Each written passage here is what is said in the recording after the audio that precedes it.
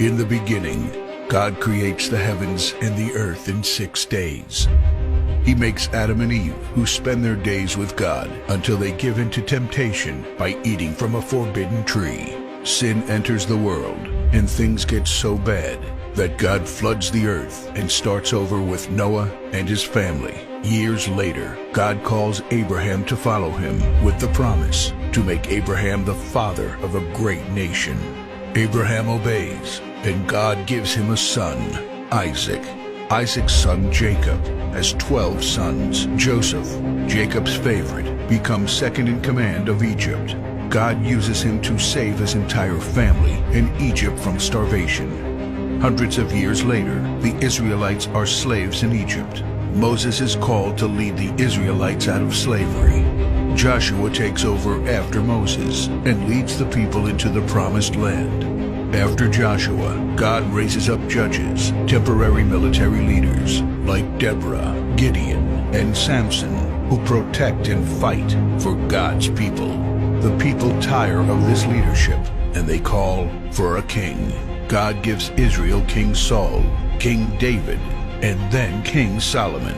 But it's all downhill from here. The people rebel. The kingdom of Israel is divided, and everyone turns their back on God.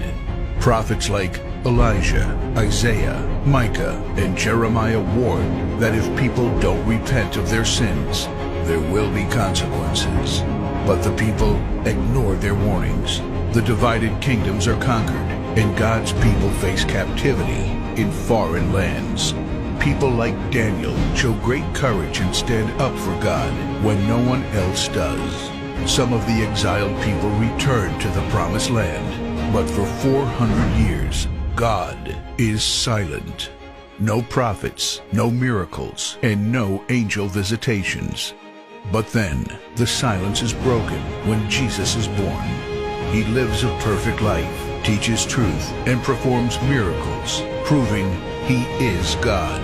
He shows us the full extent of God's love by taking our place and dying on the cross for our sin. He is placed in a grave, but 3 days later, Jesus rises again, conquering sin and death. His followers travel the world, sharing the good news of His love and starting churches. We now are part of this story, and we have the chance to change the world and share His love, because one day He will crack open the sky and He will return. It's the greatest story ever told.